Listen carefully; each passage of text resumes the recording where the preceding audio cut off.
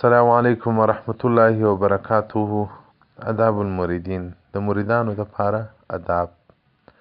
اول باید مرید ایمان زده کړي. له ایمانه بعد به بیا هغه څه درته وښیو چې ستاسو په عبادت کې او ستاسو سره په تقوا کې کومک کوي. اول باید دا عقیده ولرو چې الله واحد دی، شریک نه لري، نه له چا پیدا دی نه له ده څخه څوک پیدا دی، او نه الله مشابه دی له مخلوق سره. الله دی نه دی لکه موږ لاس پښې سترګې غوږونه ولري. دا چې الله څنګه خپل ځان په کومو صفاتو موصوف کړی دی هغه الله جل جلاله پوهېږي. داسې به نه کېږو لکه هغه بدبیه خلک وایي الله داسې لاس لري لکه زه ورته الله ته جسم ثابت کړي. الله جسم نه لري، ځکه هر شی چې جسم یې هغه مرکب وي، جوړ وي له اجزاو څخه، یو جز به بل جز ته محتاج وي. لکه سر یې روکټ پلنګ دا د لرګو څخه جوړ دی، 4 پښې لري، که دا یوه پښه نه یې هم دا پلنګ و دا کټ بې اهمیته څوک نسي پر کښېنستلی، که دوی نه یې څوک نسي پر کښېنستلی، نو خو یې اجزاو ته ضرورت پیدا کړي. دا جسم داسې معنا لري چې هغه مرکب وي له شیانو څخه جوړ وي. نو الله جل جلاله لیس بجسم، جسم نه دی. او نه الله جوهر دی، ځکه جوهر به یو متحیز لري، په یو ځای کې به یي، خو الله پاک دی. او نه الله جل جلاله عرض دی، ځکه عرض به تکیه پر یو شي باندې کړي وي، بیا له هغه شي څخه نسي راتلی. اوس لکه مثلا د دیواله دپاره رنګ چې دیوال نه وي دا رنګ خو نه تکیه کېږي. او نه پر الله جل جلاله زمانه، نه زمان ولره سته نه مکان ولره سته. لکه اوس موږ تاسو باندې هم زمان سته هم مکان سته، پیدا سو په یو دشت کې یا په یو کور کې، بیا ژوند کوو په دنیا کې، کلونه دې را باندې تېرېږي. الله لره زمان و مکان نسته، ځکه دا زمان و مکان نه و، الله موجود و. دا زمان و مکان خو مخلوق دی، الله خالق دی. مخلوق معنا دا چې نه و بیا پیدا سو، خالق معنا دا چې هم و هم به وي هم ده. د الله جل جلاله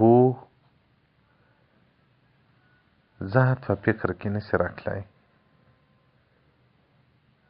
الله جل جلاله تصور په وهم کې نسي کېدلی. الله جل جلاله بلا کیف ذات دی.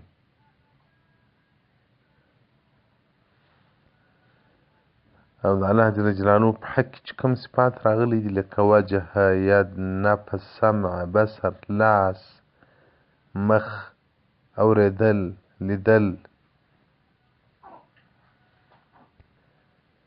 دا بېله تمثیل او بېله تعطیل دي. الله اوري، دی نه اوري لکه موږ چې مثال د انسان اوریدل ورکړي. الله ویني، دی نه دی لکه موږ چې په سترګو وینو. نه به تمثیل کوي نه به تعطیل کوي.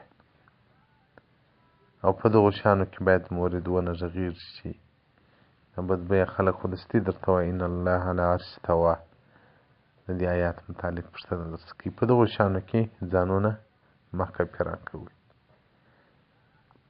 علم کلام هغه نو د الله په ذات کې غږېدل، ځکه رسول الله صلی الله علیه وسلم په الله کې تاسې فکر مه کوئ، د الله په مخلوق کې فکر کوئ.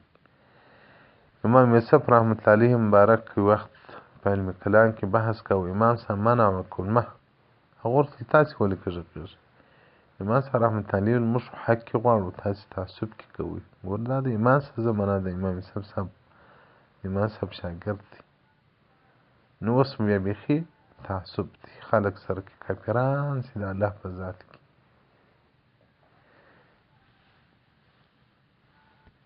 ځکه الله جل جلاله راته وایي لیس کمثله شیء، الله په مثل هیڅ شی نشته. او دغه رنګه د الله جل جلاله کلام چې قرآن عظیم شان دی، هغه کلام د الله جل جلاله دی، غیر مخلوق دی. قرآن کلام د الله جل جلاله دی، غیر مخلوق دی. او دغه رنګه لیدل د الله جل جلاله په جنت کې په سترګو سره دا حق خبر ده. مؤمنان به جنت کې بیا الله جل جلاله وویني، دا چې څنګه یې ویني هغه به بیا په هغه وخت کې معلوم سي الله جل جلاله دې مو ورولي. او مرید به ایمان باندې اقرار لري په ټول هغه څه باندې چې الله په قرآن کې ذکر کړي دي، او هغه چې رسول الله صلی الله علیه وسلم مبارک څخه روایت شوي دي، من الجنة والنار، که دوزخ دی، که جنت دی، که لوح دی، که قلم دی، که حوض کوثر دی، که صراط پل صراط دی، که شفاعت دی، که طول ترازو دی، که د سور شپېلۍ ده، که عذاب د قبر دی، که سوال د منکر و د نکیر دی، او بعث بعد الموت. او پر دې باندې به ایمان لري چې الله خالق دی د افعالو د عبادو، کم افعال چې عباد کی دا هغو خالق الله جل جلاله دی. یو خالق دی، یو کاسب. انسان کاسب دی، الله خالق دی. هر فعل چې انسان کوي د الله په اراده سره وي. کاسب بیا انسان دی، دا انسان چې بیا عذاب ورکول کېږي د ده پر کسب باندې، یا ثواب ورکول کېږي د ده پر کسب باندې.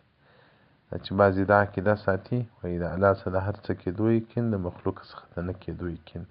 دا عقیده هم د کفر ده.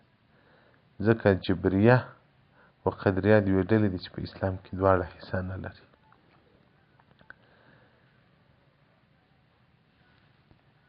جبریه چې دی هغه وایي چې د الله څخه د هر څه کېدو یقین، د مخلوق څخه د نه کېدو یقین. هر څه الله کوي. هغه نو بیا وایي انسان چې ناروا وکړي په هغه د الله عذاب نه ورکوي، ځکه خو الله په وکول. او قدریه بیا وایي یا چې الله جل جلاله چې انسان پیدا کړي، یا عقل فعال چې جبرائیل علیه السلام زمرات نور کارونه وایي هغه کوي. اهل سنت جماعت عقیده دا ده چې خالق د ټولو افعالو الله دی، او کاسب یې انسان دی. زنا یو سړی کوي، هغه الله د انسان ته داسې هغه کسب اختیاري ورکړی دی. الله جل جلاله دې موږ تاسو ته توفیق راکړي چې آداب الموریدین خپرونه پورې تر پایه پورې سره واوره او عمل ورباندې وکړو. الله جل جلاله دې د عمل توفیق را نصیب کړي. کتاب آداب الموریدین صفحه 1 بیا تر 5 پورې. والسلام علیکم ورحمة الله وبرکاته ومغفرته. السلام علیکم ورحمة الله وبرکاته.